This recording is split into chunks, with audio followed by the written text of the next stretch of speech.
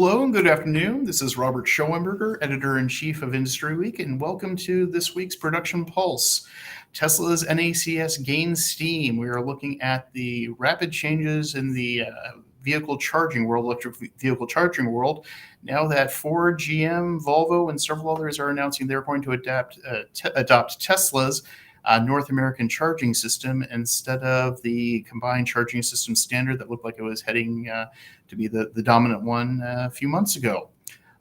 Today, joining me are Nathan Yang, who is Nathan is the Chief Product Officer at Flow, a charging company, a EV charging station maker based in Canada with offices in the US. And Travis Allen is the Chief Legal and Public Affairs Officer at Flow. Nathan and Travis, thank you for joining me today.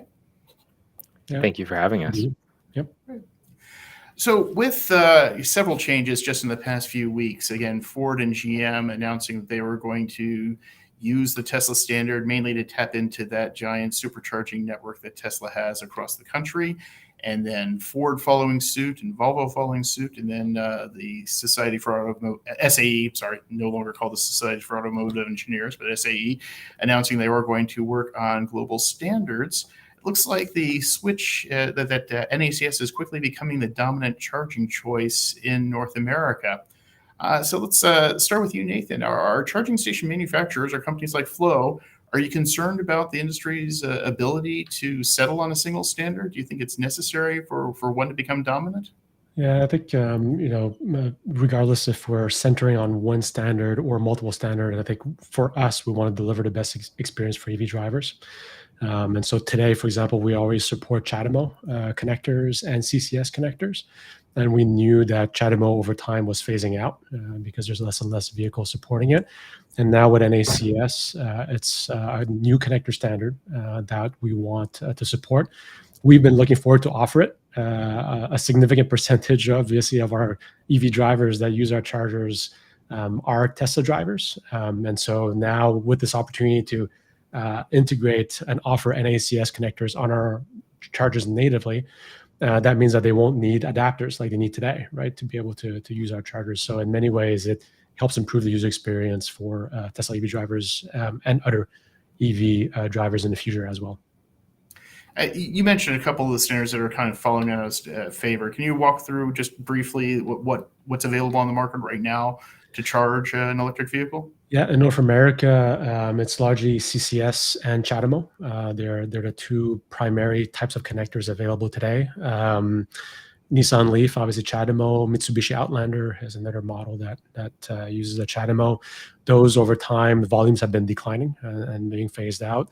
And so, our chargers today can offer, for example, on our DC chargers, we can offer a CHAdeMO connector on one side, a CCS connector on the other. And so as an EV driver pulls in, regardless if they drive a Nissan Leaf or other vehicles, they will be able to charge. And for today, for a Tesla driver, they will need a CCS to Tesla NACS adapter, right, to be able to charge on our chargers. And we've been eager to see this day where we can offer native connectivity. And it's obviously happening with the latest announcements.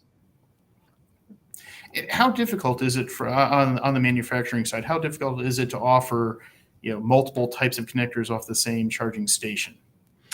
It is an extra component depending on how the charging station is configured. For our current 50 and 100 kilowatt chargers, for example, we have two connectors. And so, so we have to offer two different types of connectors on the charger.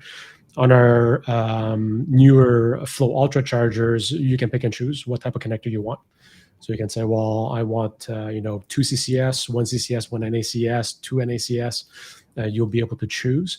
And so it's very much based on, what for us, following the lead of car manufacturers and making sure that we support the major car brands and car ports, charging ports that are out there. And, when they could even go wireless, like your iPhone, right? We charge iPhones wirelessly. And if and when that day happens in the future, we'll have to support that as well. So we're following the lead. Our focus is really just delivering the best possible charging experience to all EV drivers that are driving in North America. So, Travis, this is more for you, really.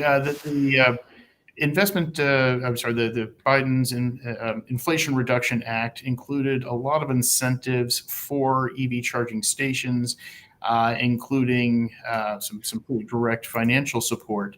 The original Department of Energy regulations on that called for a CCS standard, but also kind of left the door open with some vague language about other standards as long as there was the ability to support multiple ways of charging.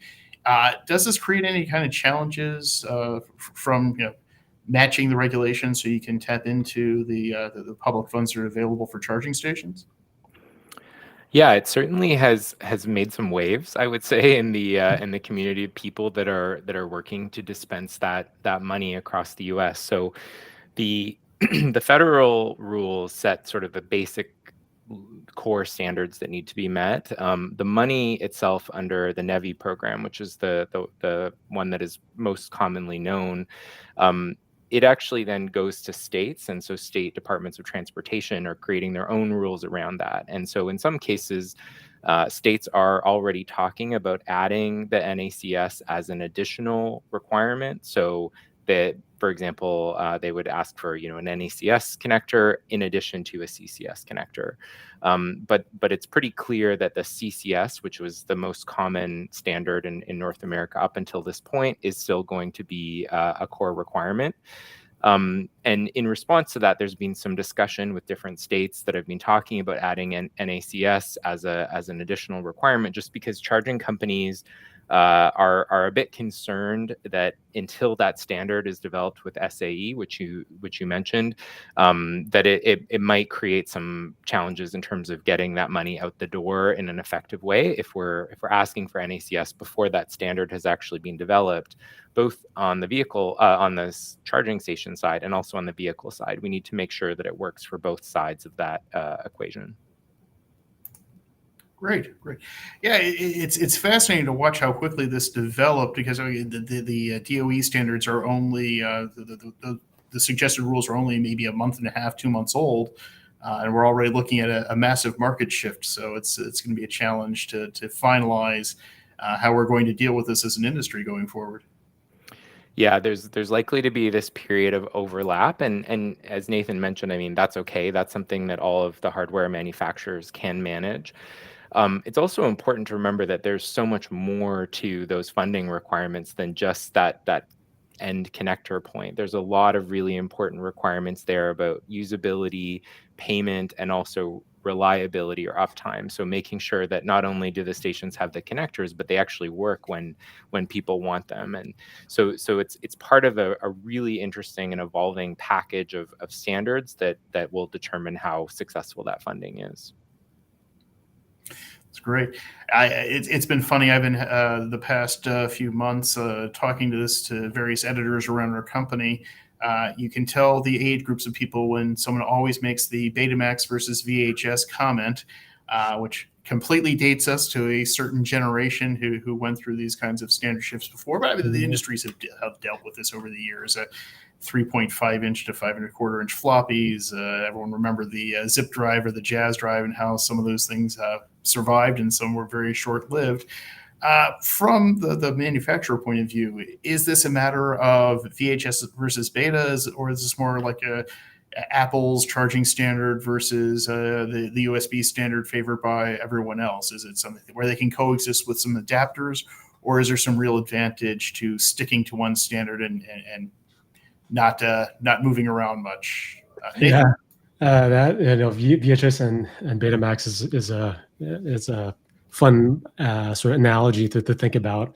I had to explain to my 8-year-old what a media was, because everything streams for him, so he doesn't even know what a Blu-ray or a DVD is. Talking about VHS and the Betamax to him was really funny. Anyways, I digress.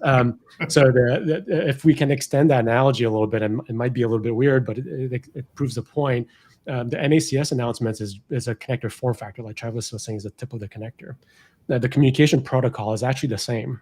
So Tesla, back many years now, already communicates using industry standard protocols, either power line communication or PWM type communication to our chargers.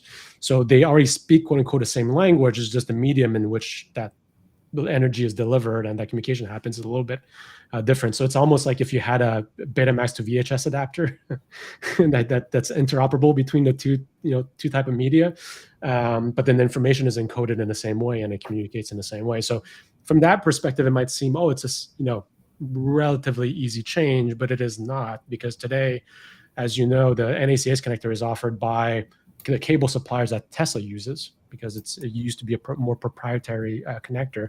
And so now more of other cable manufacturers and connector manufacturers have to now produce these the connectors. And Tesla's implementation behind the tip of the connector added a bunch of other different things. Like, for example, the button to open the latch on the door, and then when it's plugged in, the button to stop the charging session. That behavior has not been defined on a GM, on a Volvo, on a Rivian, and on a flow charger and other non-Tesla chargers. So there still remains to be, things after that on the software side. Travis mentioned the payment processing. When you plug it in, it needs to bill somewhere. While there's also the challenge of, for example, Robert, you might have a Flow charging account, you might have a GM Chevy account, and you might have another account. Well, when you plug in and it magically bills you somewhere, where does it bill you, right? Does it bill you to the Flow account, to the GM account? So there is the physical connector. Then there's everything else related to that, like the length of the cable. As you know, charge port, unlike Teslas, are a little bit everywhere in a vehicle. If you have a big vehicle like a Hummer EV, the cable becomes much bigger. Those vehicles, some of them charge at 1,000 volt. Teslas today don't charge at 1,000 volts. So there's a voltage and current and power considerations. So there's that, behind the connector, the physical aspect. And then you have all the software aspect that we mentioned, like the payments and all that also. So, to the VHS and Betamax, technology has advanced so much since then. So I would say, yes, there's the connector. Maybe one day there's one connector that emerges as a winner, and we will support that, obviously, in North America. But then, we're also very focused on the entire user experience, including reliability, which we're obsessed about, because you could deliver the best experience, but if it's not reliable, it doesn't matter. And then making sure that from a software and from a payment processing, that everything can be seamless. Because when people think about the Tesla connector, they don't just think about the connector, they think about that whole end-to-end experience as well. As much as there are differences and there are things to work out, you're still talking about electrons flowing into a battery. It's just the format of it. It's not like, again, going back to that whole Betamax VHS where they're different. You could not, the form factors were not only different, the underlying technology was completely different. There was no way of playing one on the other. No matter what the adapters are, versus this, which is lots of challenges to be worked out, but the underlying technology is similar enough that this is not going to require everyone to go back and re-engineer everything they've been working on for the past decade. Yeah, and we're hopeful that the standardization will happen hopefully faster. So I agree, Robert, and because it has already been deployed on some vehicles and some chargers, I think hopefully the standardization will go quicker. SAE claims 6 months. Charon, which is a leading association with over 320 members, they want to also address the cable length problem that I was mentioning, the button behaviors, and so they're soliciting input from all 320 members to get input to then help address some of these potential challenges. I think some of us might have seen the YouTube videos of, Ford Lightning trying to charge on a supercharger, and with the Magic Dock adapter and the ergonomic challenges there. So, we're very confident those will get solved over time. I think that's why GM and Ford gave a 2025 timeline for vehicles to offer NACS connectors. And we were committed to being ready definitely before then. And Robert, one thing I just wanted to add to that, one thing that is very similar to the cell phone example is there's a bunch of users out there who already are driving around with CCS vehicles. And so anything that governments are doing or looking at needs to make sure that it's bringing those people along, because they're the early adopters that did exactly what everyone asked, which is to take a leap of faith on electric vehicles. And so we have to also make sure that we're keeping them centered, even as we're looking for these new makes and models. And so for that reason, to your point, we are likely to be stuck with dual charging cables or connectors and adapters of some type for quite a while those worked their way through the vehicle adoption cycle. I bought a Chevy Bolt earlier this year, and like the vast majority of EV users, I charge at home. And I have only used an outside charger once for one. I haven't had the car that long, so maybe it's something I'll start using more often as I see them popping up more. But that still, it sounds like the vast majority is going to be home charging for the time being. Do you see that changing as these investments into charging stations and public places really roll out, as we start moving beyond the handful of Walmarts and service stations into really getting almost as common as gas stations in the next few years? The most common household in North America is single-family detached homes. So we would expect the bulk of the charging to still happen at home, and that offers us opportunities like demand response, right, to try to peak shave the power demands at various times of day where the utility might have big loads. So that's definitely, I think, will continue. That said, there's also a significant population that are, we would call them garage orphans. They might not have the luxury of having their own garage or having access to enough power to put their own residential chargers that charge fast enough. And this is where we have city curbside chargers that we've deployed all over North America to try to make sure we address their needs. And they are, like in Texas, for example, oftentimes people use DC fast chargers as regular charging, regardless if they're on a road trip or they're just commuting within the city, just because it's convenient and it's available. So we want to meet the EV drivers really where they're at to solve their driving needs. And Robert, you touched on a really good point too. Is as we know in North America, most households don't stay loyal to one car brand for their entire lives, or a lot of households have more than one vehicle.